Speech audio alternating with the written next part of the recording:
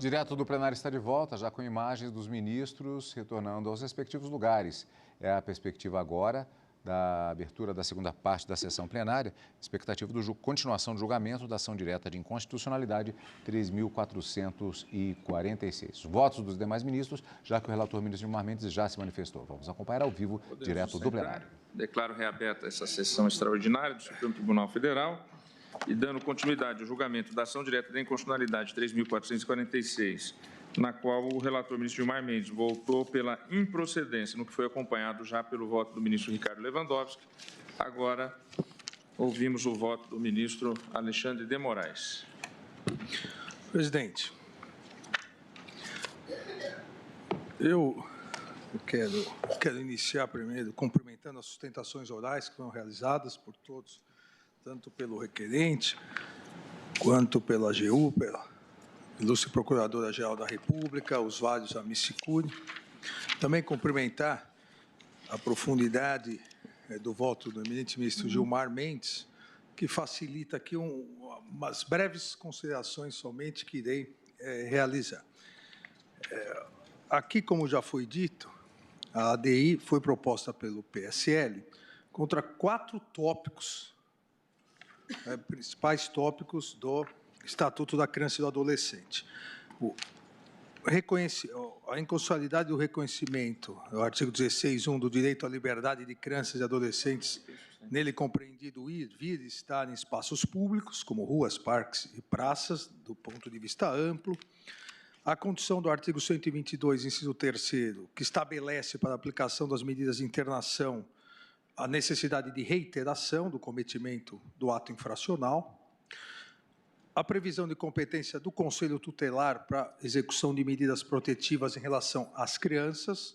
Na verdade, essa arguição de inconstitucionalidade dos artigos 105, combinado com 136.1, na verdade, o que pretende é igualar o tratamento entre criança e adolescente na possibilidade, inclusive, de internação dos menores de 12 anos, e também pleiteia o requerente a inconstitucionalidade do artigo 230, que tipifica como crime a privação da liberdade de criança e adolescente.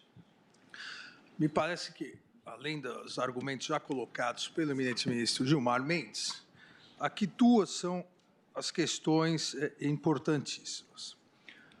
Primeiro, não há, e entendo que ninguém tem essa dúvida, que, infelizmente, o sistema de proteção à criança e ao adolescente, determinado pela Constituição, proteção integral, vem tendo pouca efetividade no Brasil nesses últimos 30 anos, como já, obviamente, anteriormente. E os números foram dados pelo ministro Gilmar Mendes, os vários números só. A Unicef, na questão da pobreza na infância e na adolescência, aponta 18 milhões de crianças e adolescentes. Então, obviamente, que, do ponto de vista concreto, do ponto de vista executivo, de gestão, há necessidade de se alterar a fórmula e a forma pela qual os governos vêm realizando. Digo isso com pesar. Já participei desse sistema como secretário de Justiça e presidente da antiga FEBEM, hoje Fundação Casa. A Fundação Casa, em São Paulo, ela gasta R$ 11.500 com cada adolescente internado. R$ 11.500.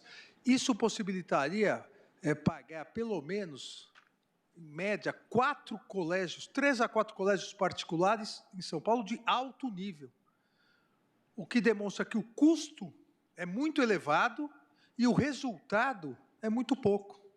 Infelizmente, não se achou ainda um método eficaz para cumprir as determinações do Estatuto da Criança e do Adolescente. Então, um primeiro ponto é exatamente esse. Ninguém, acredito, defende que o sistema protetivo à criança e ao adolescente vem funcionando às mil maravilhas. Um segundo ponto, e aí, com devida vênia ao ao autor, ao requerente, que me parece que foi ignorado na ação, é que se fez um corte no Estatuto da Criança e do Adolescente, se arguiu a inconstitucionalidade de vários temas, como se não houvesse o restante do Estatuto da Criança e do Adolescente, outras medidas no campo civil, inclusive complementados pelo Código Civil, pela legislação civil, como a perda da guarda, a perda do antigo pátrio poder, hoje poder familiar, que permitem, sem criminalizar a conduta de crianças e adolescentes, e principalmente em relação a crianças, permite que o Estado possa dar um tratamento, possa retirar, inclusive das famílias que praticam violência física, violência sexual nas crianças, possa retirar e encaminhar a famílias substitutas, a própria adoção após a perda do poder familiar. Como se colocou a ação, parece que ou as crianças devem ser recolhidas compulsoriamente, internadas, ou devem ficar na rua sem qualquer atenção. Ou seja, esse corte colocado pela ação não analisou a previsão legal completa do Estatuto da Criança e do Adolescente. E por que isso? E aí me parece a questão mais grave. Os pedidos de inconstitucionalidade do requerente pretendem realmente criminalizar as condutas daqueles que, pela Constituição e pelo Estatuto da Criança e do Adolescente, são os sujeitos de direito. O que se pretende com a declaração de inconstitucionalidade dos vários dispositivos impugnados é penalizar as crianças e os adolescentes pela ausência de efetiva proteção integral que deveria ser realizada pelo Estado, pelos pais, pela sociedade. Olha, se falha o Estado, se falha os pais, se falharam os pais, se a sociedade falha, vamos então criminalizar as condutas das crianças e adolescentes, principalmente das crianças que vagam pelos parques, que vagam pelas praças internando todas. É uma política de higienização terrível, que, volto a dizer, ao invés de buscar, como outras normas do ECA e do direito civil já pretendem, a integral proteção à criança e ao adolescente, pretendem criminalizar as condutas daqueles que, como eu disse, são os sujeitos de direito, com uma verdadeira responsabilidade objetiva. Se está vagando na rua, e o ministro Gilmar Mendes citou um trecho da petição inicial, se está vagando na rua, é que alguma coisa errada vai fazer. Se alguma coisa errada vai fazer, vamos internar preventivamente. É a volta da prisão para averiguação, só que muito mais grave, de uma criança, de alguém com menos de 12 anos. Então, realmente, aqui, o que se pretende, e foi bem ressaltado da tribuna e também nos memoriais por um dos amicicuri, o doutor Guilherme Amorim, o que se pretende, ao reconhecer a possibilidade de recolhimento dos menores, disse o doutor Guilherme, representaria não só a restrição da liberdade, para além das hipóteses legais, como a criminalização da pobreza. Aqui, o reconhecimento da inconstitucionalidade dos dispositivos legais não só criminaliza a pobreza, como ignora o artigo 5º, inciso 56, que prevê que ninguém será preso, senão em flagrante delito ou por ordem escrita e fundamentada de autoridade judiciária competente, salvo nos casos de transgressão militar ou crime propriamente militar definido em lei. Ora, essa possibilidade de declaração de inconstitucionalidade desses dispositivos, permitindo internações para averiguação, internações não protetivas, mas excludentes das crianças, hoje, se permitido, amanhã poderia ser permitido aos adolescentes e depois com todos.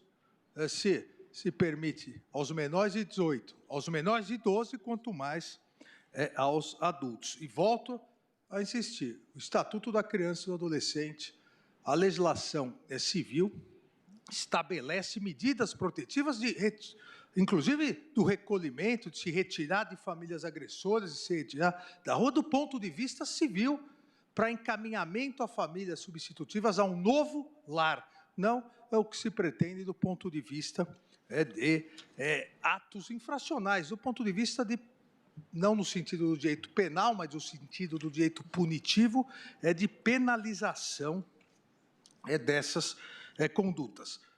Como, de resto, também outras dois dispositivos bem apontados pelo eminente ministro Gilmar, que atentam contra uma legítima opção, a impugnação a esses dispositivos, a meu ver, atenta essa impugnação como uma legítima opção do legislador. O legislador estabeleceu do ponto de vista razoável, do ponto de vista da ciência médica, até 12 crianças, de 12 a 18 adolescentes, porque até 12 do ponto de vista de formação física e psíquica, o cérebro, a personalidade, de 12 a 18, continua a possibilidade de maior formação psíquica, e a partir dos 18, a imputabilidade penal. Até 12, em virtude dessas diferenças entre crianças e adolescentes, se estabeleceu a impossibilidade da punição pelo ato infracional com internação. Há medidas razoáveis para isso. Ao se declarar inconstitucional, se permitiria também, amanhã, a declaração de inconstitucionalidade do que separa, ao permitir hoje, o que separa a criança, adolescente, uma legítima opção do legislador, o que restaria para se proibir também o que separa criança e adolescente do maior de idade. Isso é uma legítima opção. Assim como legítima opção foi, e nada de inconstitucional há, ao prever que, no caso dos adolescentes, agora, a reiteração de condutas praticadas sem violência ou grave ameaça, somente ela permite a internação.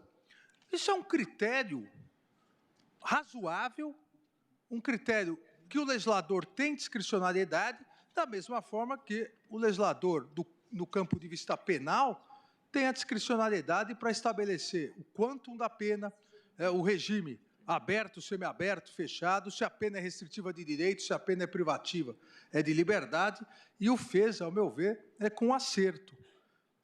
O fez com acerto para se evitar que um primeiro ato infracional sem violência ou grave ameaça já levasse à internação. E diga-se, agora, na terça-feira, anteontem, o Grupo Especial de Trabalho que analisa diversos projetos contra o crime organizado, entre eles vários que apresentei na condição de presidente de uma comissão criada pela Câmara, segue exatamente esse caminho, para descongestionar o Judiciário, o Ministério Público, Polícia, e permitir que ataquem a criminalidade organizada, amplia para os crimes sem violência ou grave ameaça a possibilidade de transação penal desde a audiência de custódia, desde que não se aplique a pena privativa de liberdade, que deve ser guardada, assim como a internação, para atos infracionais e crimes graves, praticados com violência, praticados com grave ameaça à pessoa. Então, presidente, com essas rápidas considerações, acompanho integralmente o eminente ministro Gilmar Mendes, declarando que os artigos são constitucionais e, consequentemente, improcedente a ação. Agradeço, ministro Alexandre. Doutor Vladimir Reale, Senhor presidente, é apenas uma pequena ponderação, que a iniciativa do partido autor foi em 2005, e naquela época ainda ocorriam muitas divergências em relação ao problema dos estatutistas e o problema dos menoristas. Então, todos os argumentos também foram apresentados, e na reunião que tive com o corrente menorista, foi dentro desse diapasão. Mas nunca internação que fosse para criar mal maior para eles. Foi apenas uma linha de ação no sentido também, como se argumentou nos autos, protetivo, mas não com intenção de que houvesse prejuízo, e na linha da corrente melhorista, que vigorou desde 1927 até há pouco tempo. Apenas as pequenas ponderações. Obrigado. Ministro Luiz Edson Fachin. Senhor presidente, ministros pares, reitero os cumprimentos que já foram aqui externados, especialmente ao eminente ministro relator e todas as sustentações orais. O voto de Sua Excelência, a conclusão, vai em contra da declaração de voto que irei juntar, por isso acompanho integralmente Sua Excelência o relator. Agradeço, ministro Fachin. Ministro Luiz Roberto Barroso.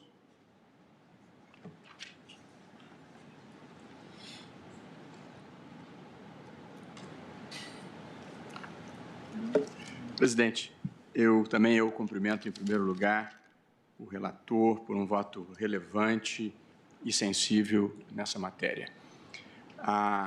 Aqui nós estamos discutindo a legislação que contempla o sistema de proteção da criança e do adolescente.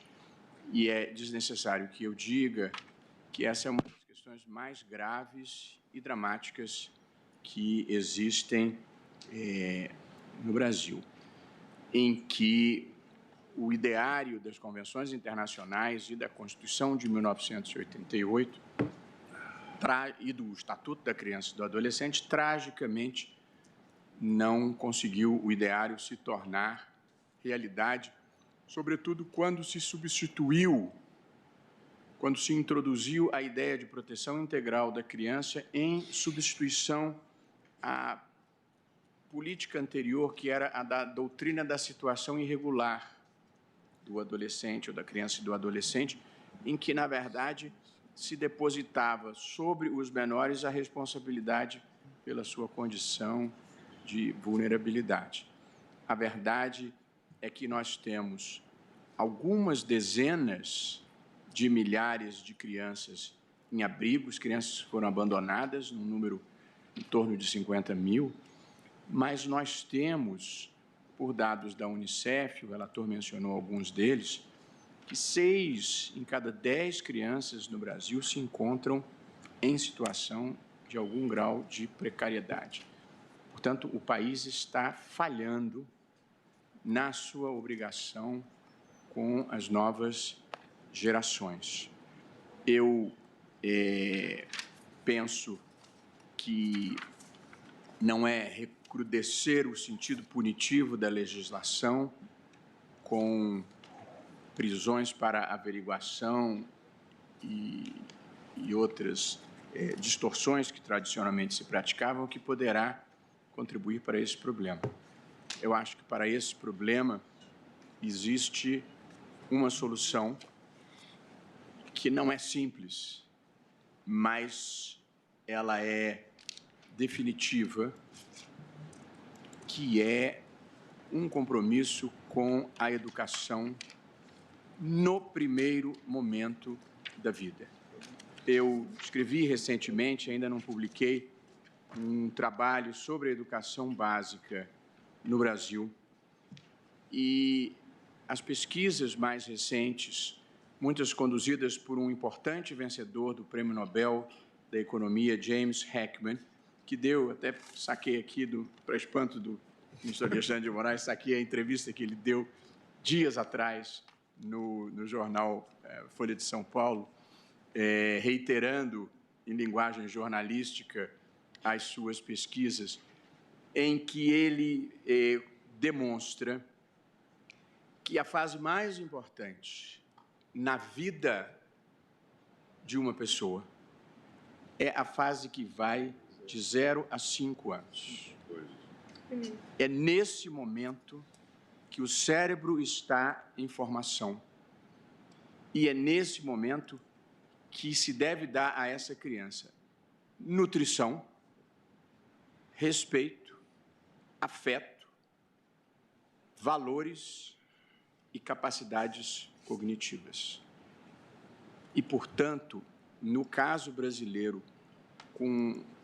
porque estes são elementos que, felizmente, uma quantidade importante das famílias, talvez metade ou um pouco menos, consegue dar em casa.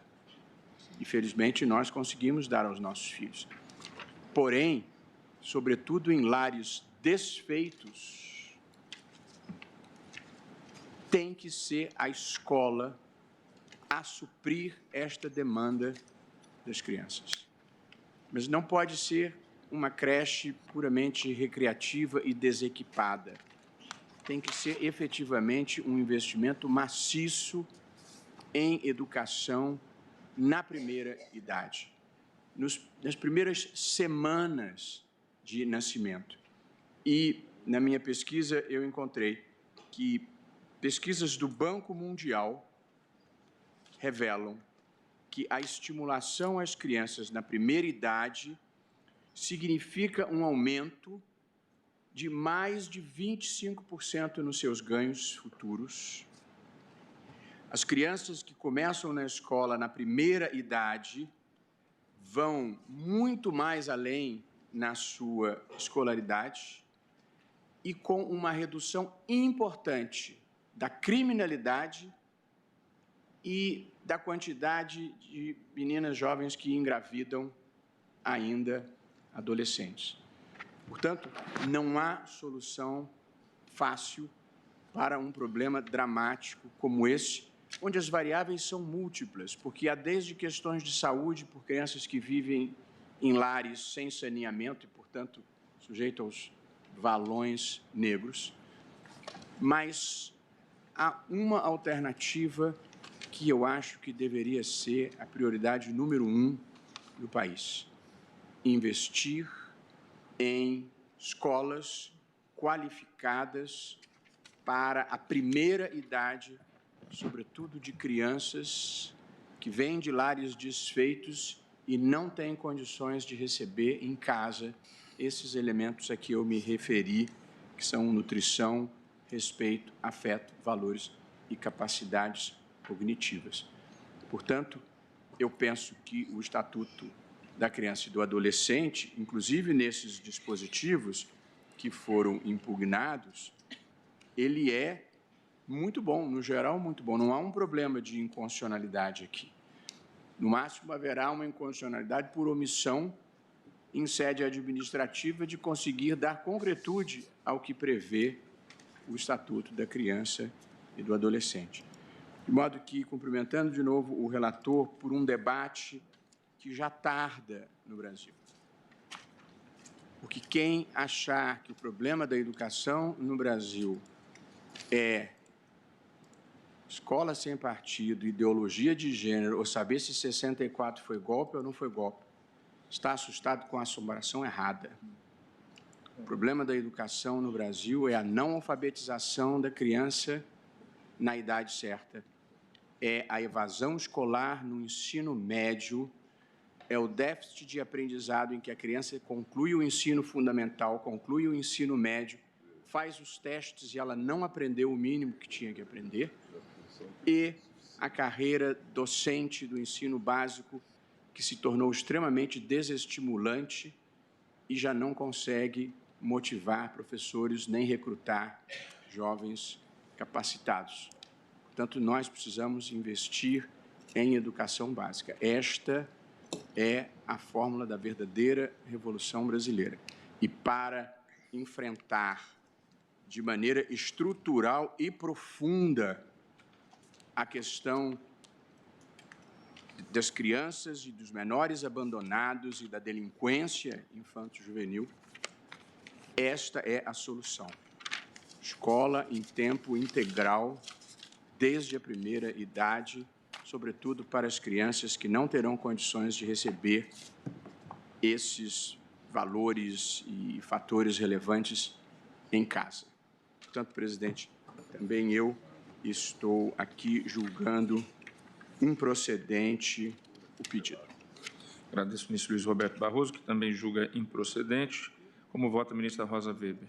Senhor presidente, eminentes pares, senhora procuradora-geral da República, eu cumprimento os advogados, as advogadas que ontem assomaram a tribuna com sustentações orais que me fizeram lembrar, e também ontem foi mencionado, mas a mim de imediato me veio à mente a obra do Jorge Amado, Capitães da Areia, que eu li ainda na minha adolescência. Eu também, ministra Rosa, eu também. E reli várias vezes, e que profunda impressão em mim causou. Então, em um Brasil retratado em obra como Capitães da Areia, né, pela pena magistral de Jorge Amado, o ECA há de ser visto com olhos até de gratidão, porque, de fato, ele vocalizou a proteção integral à criança e ao adolescente assegurada pela nossa Constituição Federal de 1988, no seu artigo 227. Eu cumprimento em especial o ministro Gilmar Mendes pelo voto primoroso e sensível, como acabou de ser dito, em que enfrentou todos os questionamentos que se fizeram aos 5 ou 6 dispositivos acoimados de inconstitucionais. Com o devido respeito às compreensões contrárias, eu entendo que estes dispositivos, eles guardam absoluta consonância com o espírito, com os valores, com os princípios consagrados na nossa lei fundamental. O ministro Luiz Roberto trouxe agora uma questão que eu também reputo da maior importância. Também eu entendo que a educação é o único caminho que temos para o enfrentamento desse tema de enorme gravidade. E aqui eu me permito lembrar a todos e a noticiar aos que ainda não sabem que o Tribunal Superior do Trabalho tem uma comissão de combate ao trabalho infantil, que é presidida pela minha querida colega ministra Kátia Magalhães Arruda, que agora, no mês de julho, publicou um belíssimo artigo, né, que até me enviou e depois eu tive a oportunidade de ler na imprensa, que enfoca o problema por uma outra face. Diz, e eu me permito ler um pequeno trecho do artigo que eu acho que aprofunda a nossa reflexão sobre o tema. No Brasil, morreram 236 crianças em decorrência de acidentes de trabalho na última década, sendo registrado o alarmante número de 40 mil acidentes com diversos tipos de ferimentos, amputação de membros e traumatismos. Sob qualquer ângulo que se examine, o trabalho precoce é nefasto e prejudicial. E aí discorre e termina, encerra o texto lembrando Renato Russo, nas suas palavras: deve haver algum lugar em que o mais forte não consegue escravizar quem não tem chance. Vidas de crianças importam. Então, nessa linha, nas enormes dificuldades que enfrentamos no Brasil, com gravíssimos reflexos na segurança, né? Tema que nos diz a todos de muito perto, eu limito-me aqui, presidente, a subscrever na íntegra os fundamentos do eminente relator e julgo improcedente esta ação de controle abstrato. Ministra Rosa Weber também acompanha o relator. Como voto, ministro Luiz Fux. Senhor presidente, agrega a Corte, ilustre representante do Ministério Público, senhores advogados e estudantes presentes. Em boa hora, senhor presidente, o advogado assumiu a tribuna para esclarecer que essa ação foi proposta em 2005, quando, à época, a preocupação eram aquelas crianças que viviam nas esquinas e que acabaram culminando com uma tragédia conhecida como a tragédia da Candelária, onde várias crianças de rua foram brutalmente assassinadas. Então, por uma ótica, o objetivo era exatamente proteger essas crianças. Mas a lei que visa a proteção, ela nem pode incidir na proibição do retrocesso e nem pode incidir na proibição do excesso. Então, aqui, efetivamente, o que se pretende é uma limitação da liberdade das crianças, uma averiguação completamente desrespeitosa ao devido processo legal e uma impugnação, a possibilidade do Conselho Tutelar impor medidas tendo em vista que ele não é uma esfera jurisdicional stricto sensu.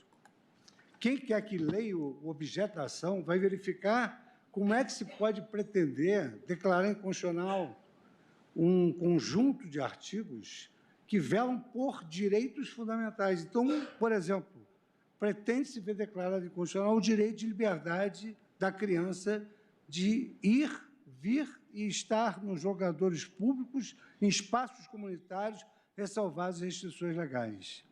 Quer-se impedir que o ato infracional conceda à criança uma segunda chance para que ela possa se recuperar, advertida que fora desse ato. E, finalmente, digamos assim, nulificar a atividade do Conselho Tutelar.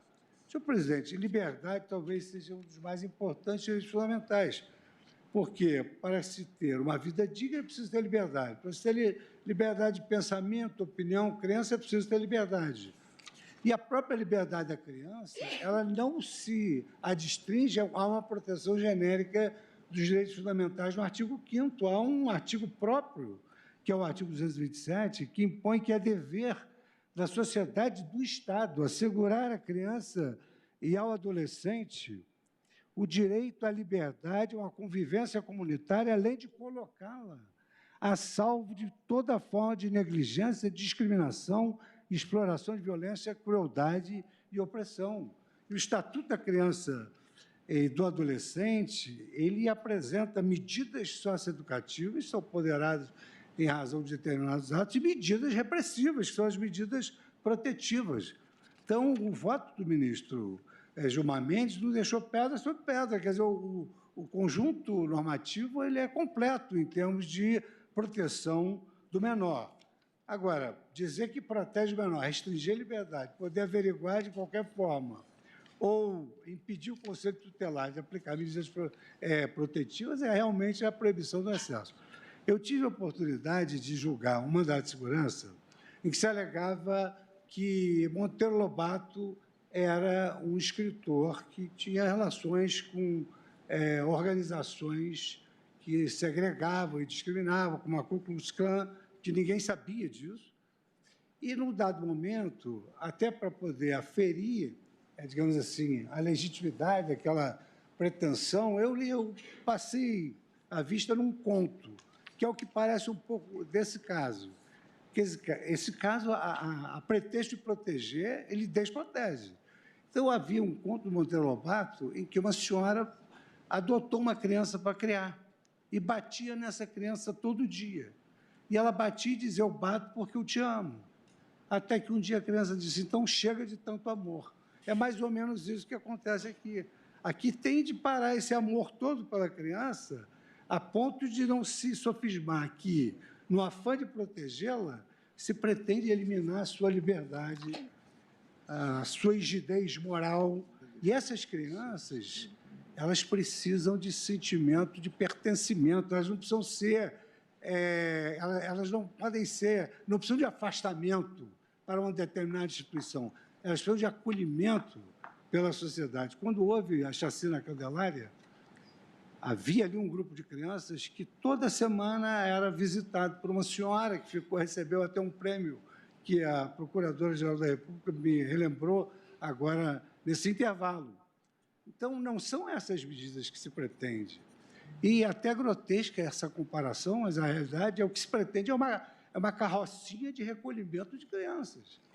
E só para fazer uma comparação grotesca, hoje em dia se comemora que há 10 anos se aboliu a carrocinha para recolher cachorro abandonado na rua. Então, não tem sentido agora surgir uma carrocinha para recolher menores nas ruas. E foi, então, num bom momento, realmente, que o doutor Early destacou que a ideia era exatamente outra e começou no Rio de Janeiro depois dessa chacina. E, de resto, senhor presidente, vou fazer a juntada do voto, que é até desnecessária diante da amplitude e da profundidade do voto do ministro Gilmar Mendes, que eu acompanho no sentido da improcedência do pedido. Agradeço, ministro Luiz Fux. Como voto, o ministro Marco Aurélio. Acompanho o relator, ministro Gilmar Mendes, no voto proferido. Agradeço, ministro Marco Aurélio. Como voto, o ministro Celso de Mello. Senhor presidente, eu inicialmente cumprimento os eminentes advogados e a eminente senhora Procuradora-Geral da República pelas sustentações orais ontem aqui realizadas. E destaco, de modo particular, o brilhantíssimo voto proferido pelo eminente ministro Gilmar Mendes. O tema realmente é dos mais sensíveis, dos mais delicados e reclama, digamos, um pronunciamento desta Corte Suprema. Nós sabemos que o longo itinerário histórico que foi percorrido pelo processo de reconhecimento e de afirmação e consolidação dos direitos da criança e do adolescente, seja em nosso país, seja no âmbito da comunidade internacional, revela, senhor presidente, uma trajetória impregnada de notáveis avanços, cuja significação teve o elevado propósito de repudiar práticas sociais que injustamente feriam e marginalizavam a população infanto-juvenil. E esse movimento em prol da criança e do adolescente, que fez instaurar um inegável processo de transformação de nossas instituições jurídico-sociais, buscou, na perspectiva concreta de seus grandes objetivos, estabelecer um novo paradigma, caracterizado pelo reconhecimento e pela afirmação em favor desse grupo vulnerável da posse de direitos básicos, fundados na essencial necessidade de dispensar proteção integral às crianças e aos adolescentes.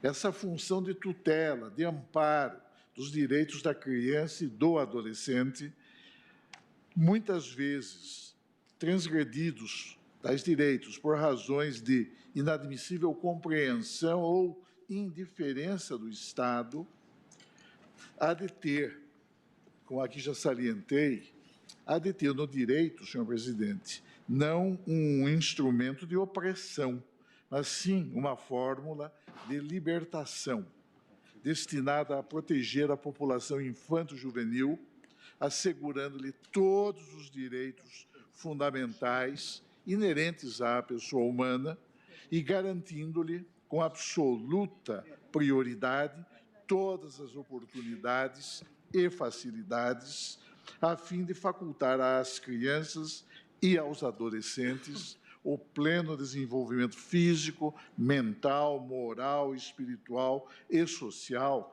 em condições de liberdade e de dignidade. O nítido conteúdo inclusivo, hoje resultante da legislação nacional brasileira e também das convenções internacionais celebradas pelo Brasil em tema de proteção às crianças e aos adolescentes, legitima a compreensão que agora está sendo revelada por esta Corte, especialmente a partir do brilhante voto do eminente ministro Gilmar Mendes, no sentido de construir-se entre nós uma sociedade inclusiva, revelada pela doutrina da proteção integral.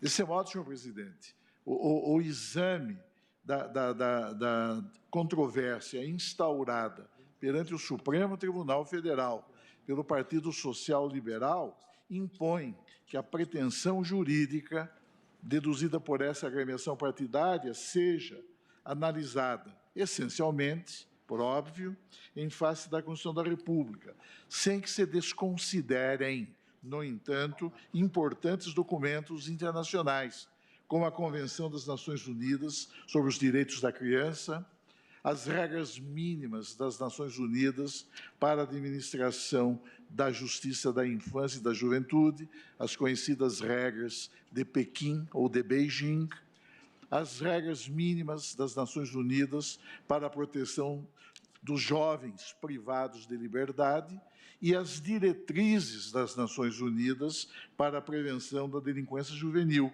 as diretrizes de Riad. É interessante observar, senhor presidente, e é curioso, não é, destacar, não é, a revelar muitas vezes o rigor excessivo com que crianças e adolescentes foram tratados entre nós. Eu nem desejaria recuar tanto no tempo e chegar até as ordenações filipinas de 1603, que vigoraram até o advento do Código Criminal do Império de 1830. Mas é interessante que o Código Criminal do Império de 1830, como observa a doutora Patrícia Helena Massa, ilustre procuradora do Estado, adotou o sistema do discernimento. O sistema do discernimento que permitia ao juiz verificar se aquela criança sabia distinguir entre o bem e o mal.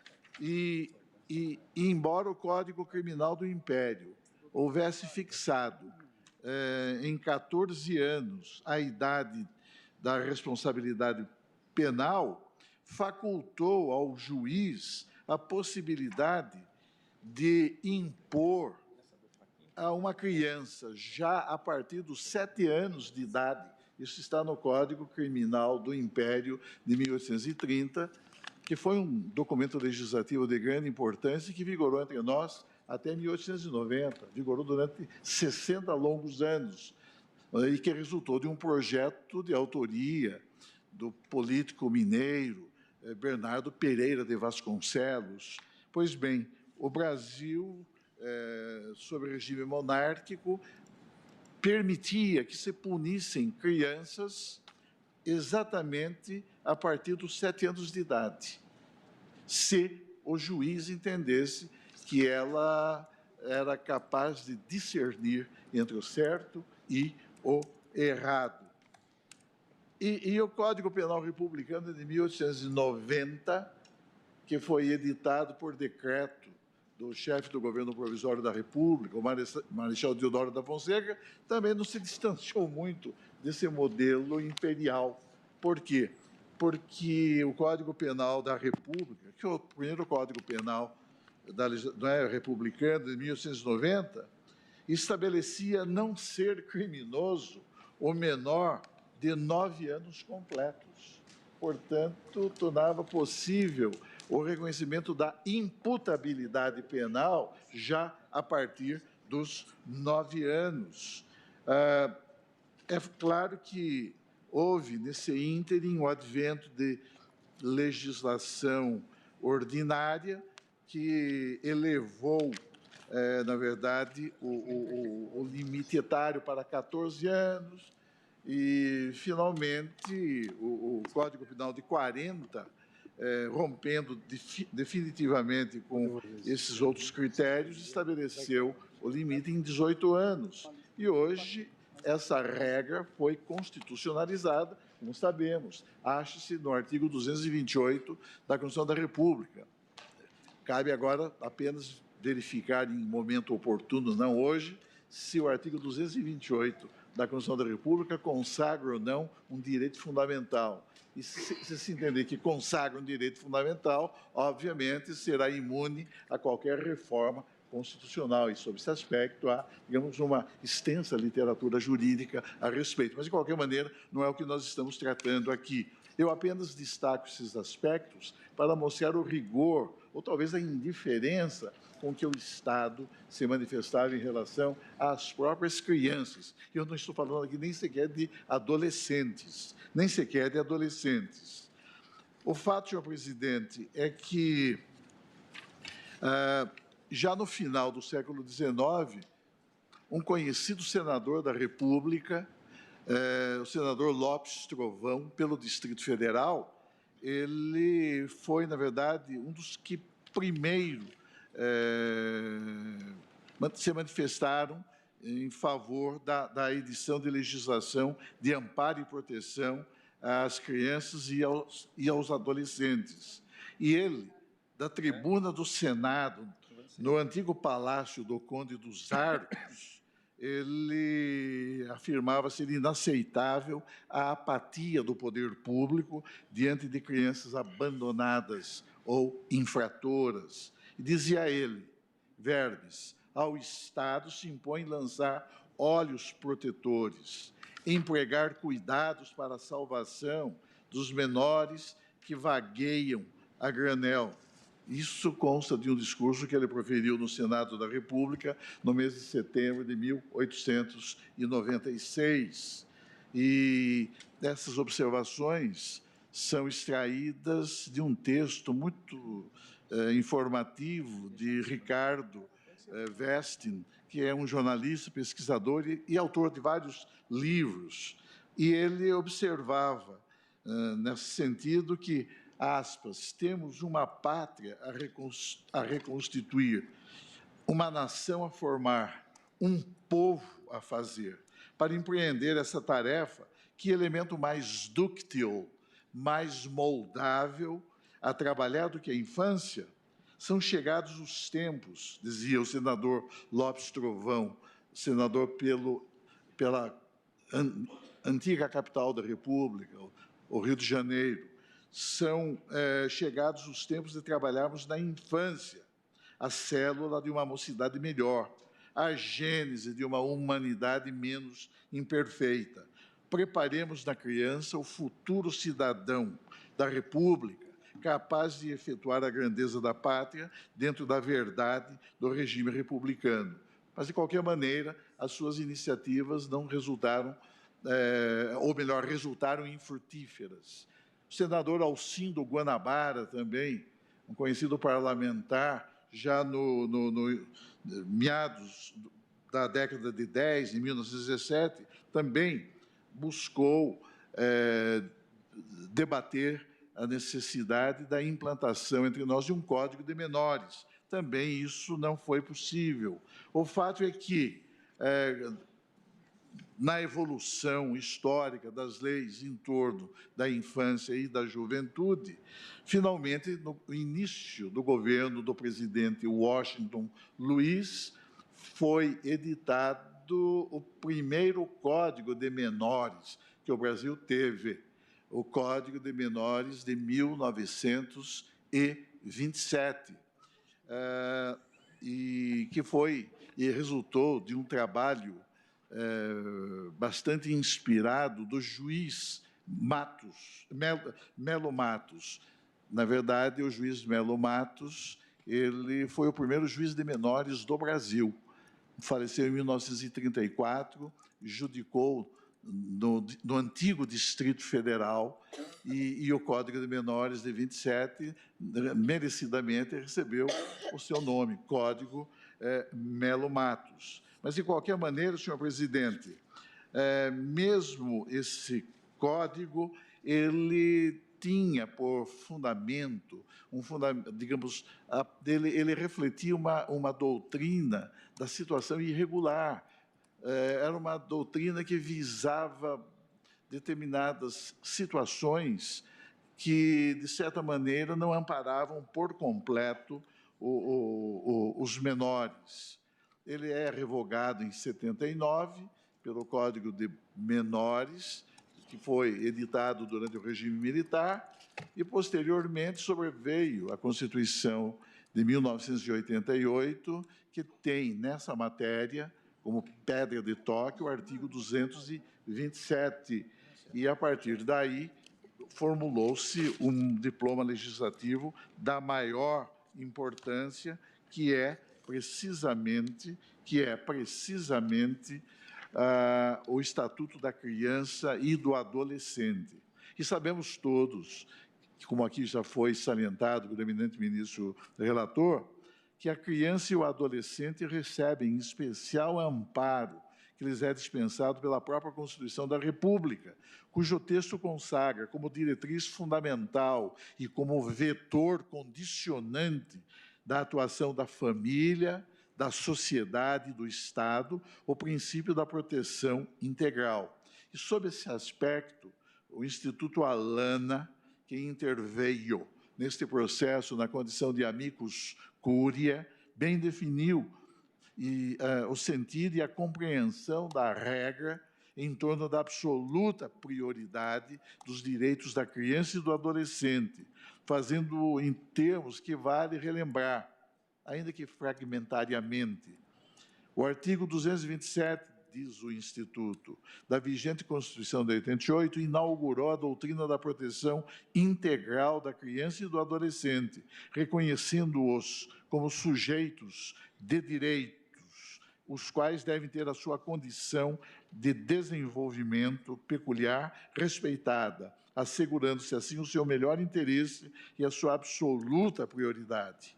Para o cumprimento de tal norma, vale dizer, para a execução fiel do que se contém no artigo 227 de nossa lei fundamental, Estado, famílias e sociedade têm responsabilidade compartilhada e devem somar esforços e tomar as medidas necessárias para cumprir esse dever.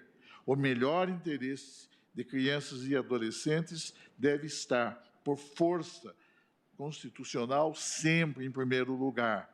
Ainda que a manutenção de crianças e adolescentes em situação de rua represente violação à norma da absoluta prioridade, a resposta para tal problema social não é e nem reside na supressão de seus direitos e consequente legitimação de sua ilegal apreensão, como propõe o partido autor da presente ação direta.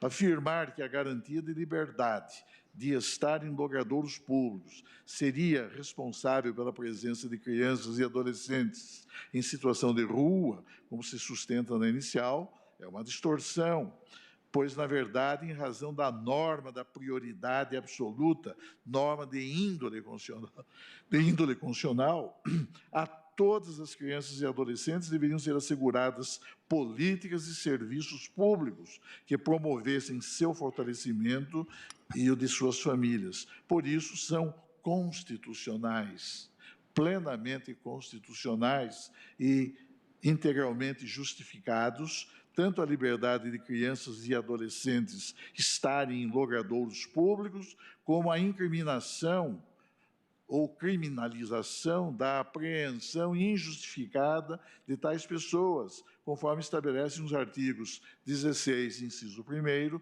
e 230, caput, parágrafo único, do Estatuto da Criança e do Adolescente, respectivamente.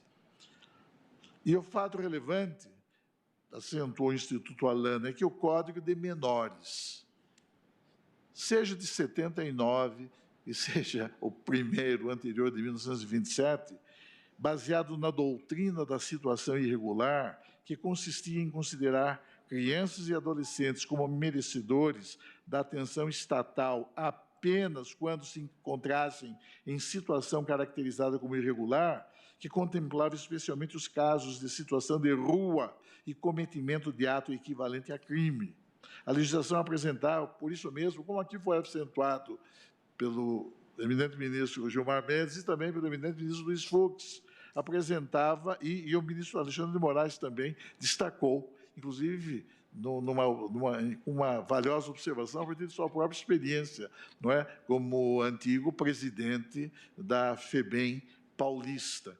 A legislação apresentava um viés higienista e punitivo, um viés higienista e punitivo, de modo que funcionava para a repressão de determinados grupos sociais, especialmente para a repressão de um grupo claramente vulnerável, as crianças e os adolescentes.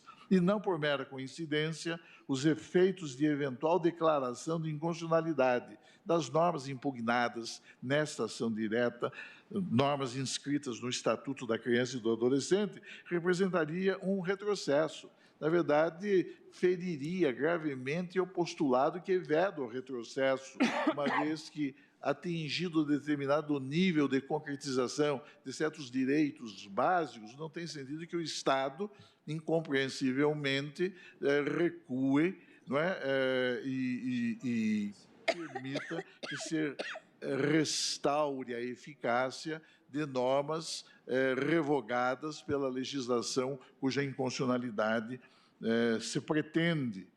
E, além desse retrocesso, uma declaração de inconstitucionalidade com uma hora pretendida recairia gravemente sobre esses grupos mais vulneráveis, crianças e adolescentes pobres, negros em situação de rua e ou responsabilizados por atos infracionais, o que importaria, insista-se, em inconcebível restauração, algo que seria anacrônico em pleno século XXI, da doutrina da situação irregular em detrimento da teoria da proteção integral.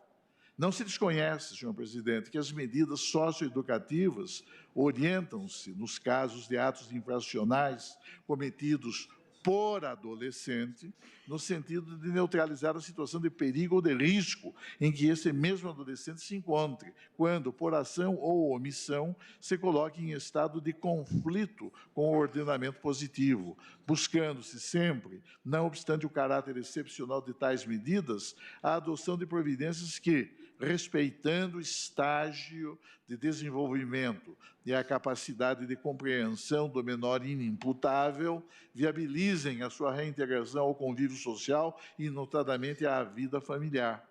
Na verdade, o sistema de direito positivo, ao dispor sobre o menor adolescente em situação de conflito com a lei, nas hipóteses em que venha ele a cometer ato infracional, a cuja prática, é também importante afirmar, se estende o princípio da insignificância, como em favor dos adultos, que são imputáveis, objetiva o sistema implementar programas e planos de atendimento socioeducativo mediante ações articuladas nas áreas de educação, de saúde, de assistência social, capacitação para o trabalho, cultura e esporte, visando conferir efetividade e dar concreção aos fins a que se destinam tais medidas socioeducativas, cuja precípua função foi assim definida no artigo 1º, parágrafo 2º da Lei 12.594 de 2012. Primeiro, responsabilizar o adolescente quanto às consequências lesivas dos atos infracionais por ele cometidos, mas estimular no adolescente a reparação dos danos causados à vítima.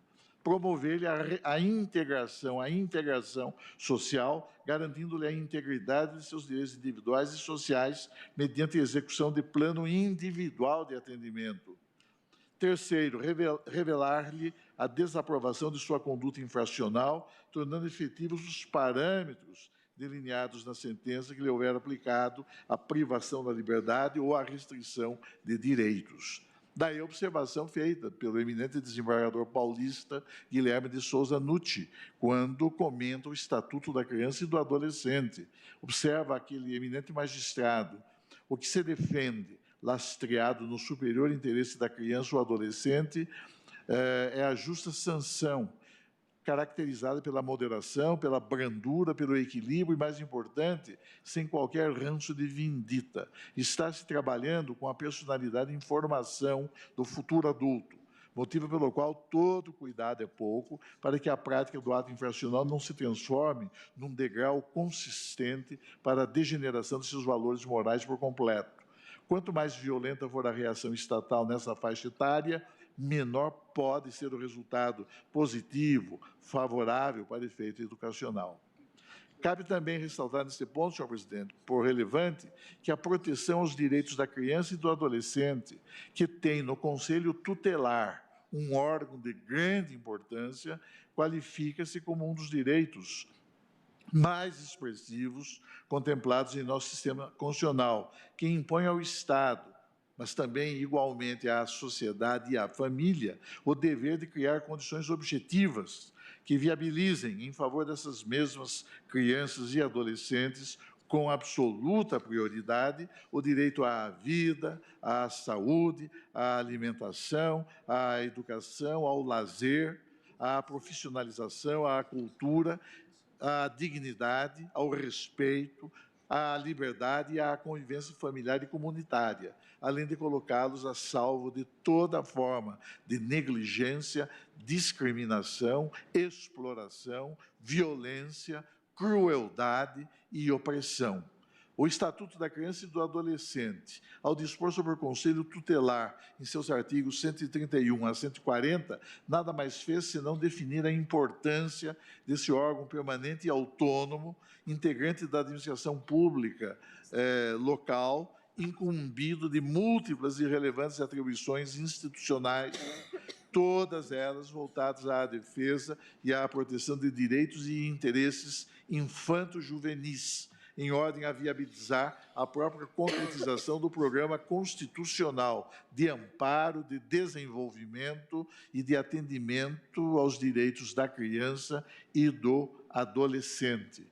Isso significa, portanto, que a omissão do município, que se abstém de instituir, de organizar e de fazer funcionar o Conselho Tutelar, representa frontal descumprimento da Constituição da República, pois é inércia do poder público, além de onerar o Poder Judiciário, veja-se o que diz o artigo 262 do ECA, frustrará o cumprimento das diretrizes constitucionais referentes à proteção, e ao amparo às crianças e aos adolescentes. É por isso que o ilustre magistrado Judá Gessé de Bragança Soares, em comentário ao Estatuto da Criança e do Adolescente, em obra sob a coordenação do eminente membro do Ministério Público Paulista, Munir Curi, ao anotar o artigo 131 desse diploma legislativo, expende correto magistério sobre o Conselho Tutelar, a que se refere também à apresentação direta. Diz ele, ao indicar a finalidade do Conselho Tutelar, o Estatuto faz cumprir a Constituição Federal, que diz ser dever da família, da sociedade, mas também do Estado, assegurar à criança e ao adolescente, com absoluta prioridade, os direitos individuais e sociais que enumera no artigo 227, e faz alusão à legislação tutelar específica, determinando que, no atendimento daqueles direitos, levar-se-á em consideração o disposto no artigo 204, que traça duas diretrizes básicas. Primeiro, descentralização político-administrativa e, segundo, participação da população por meio de organizações representativas na formulação das políticas e no controle das ações em todos os níveis. O Conselho Tutelar não é apenas uma experiência. O Conselho Tutelar é uma imposição constitucional decorrente da forma de associação política adotada, que é a da democracia participativa. E o Estatuto da Criança e do Adolescente, como lei tutelar específica, concretiza, define e personifica na instituição do Conselho Tutelar o dever abstratamente imposto na Constituição Federal à sociedade. O Conselho deve ser, como mandatário da sociedade, o braço forte que zelará pelos direitos da criança e do adolescente.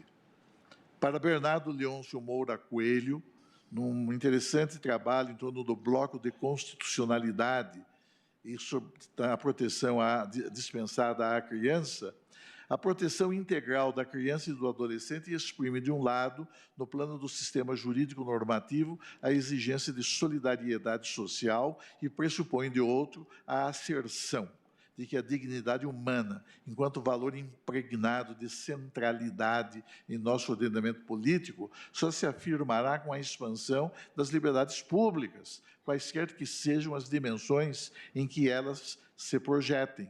Neste ponto, diz ele, é que entra a função do Estado, que, conceituando a proteção à criança e ao adolescente como direito social e colocando como um de seus princípios a justiça social, deve impedir que tais pessoas, na correta colocação da alma Dall'Ari, sejam oprimidas por outras. É necessário que seja abolida esta discriminação e que todo menor seja tratado como criança, sujeito de direitos que deve gozar da proteção especial estatuída na Constituição Federal e também nas Constituições estaduais.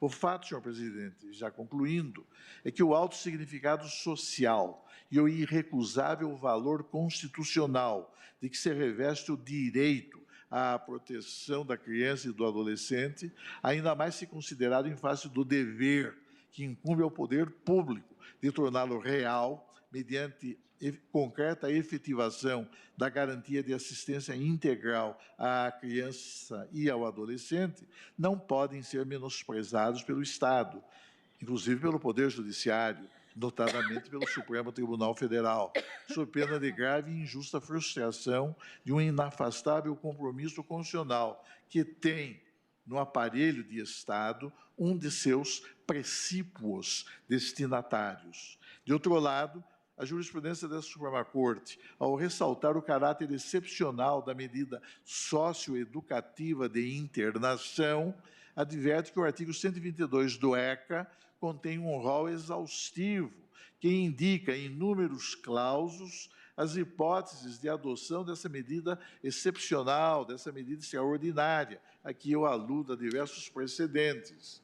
Notadamente porque, como acentua a eminente ministra Rosa Weber, no julgamento do HC 128.171 de São Paulo, de que foi relatora, aspas, a internação, medida socioeducativa mais gravosa para o adolescente, configura privação de liberdade sujeita aos princípios da brevidade, da excepcionalidade e do respeito à condição peculiar de pessoa em desenvolvimento, aplicável somente nas hipóteses taxativamente previstas no Estatuto da Criança e do Adolescente.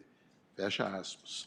O fato, senhor presidente, é que o acolhimento da pretensão de inconstitucionalidade por parte desta Corte, o eventual acolhimento, representaria, segundo penso, como foi ressaltado, notadamente pelo eminente ministro Gilmar Mendes, uma clara transgressão ao princípio da proporcionalidade, examinado naquela dimensão em que se proíbe a proteção insuficiente, que é uma das duas dimensões em que se desenvolve o postulado. O ministro Fux também fez referência a esse aspecto. Portanto, a mim me parece que o Partido Social Liberal, partido que hoje está no poder, o Partido Social Liberal, ao deduzir a pretensão de inconstitucionalidade, na verdade, formulou, segundo penso, uma postulação, ela própria, manifestamente inconstitucional, porque as normas legais fundadas no Estatuto da Criança e do Adolescente são normas plenamente compatíveis com o que se contém no Estatuto Fundamental da República, notadamente em seu artigo 227, que dá positividade no seu mais elevado grau, pois se trata de uma cláusula constitucional, ao princípio da proteção integral da criança e do adolescente. Por isso, senhor presidente, eu também acompanho integralmente o brilhantíssimo voto proferido pelo eminente ministro relator, ministro Gilmar Mendes. Agradeço ao ministro Celso de Mello. Eu também acompanho o eminente relator e proclamo que, por unanimidade, foi julgada improcedente a presente ação direta de inconstitucionalidade. Os feitos que estão em listas com sustentação oral, eu peço escusa aos senhores advogados, em razão do avançado da hora, e serão realocados em data futura. Não havendo mais nada a tratar, agradecendo a presença de todos, declaro encerrada a presente sessão. Uma boa noite a todos.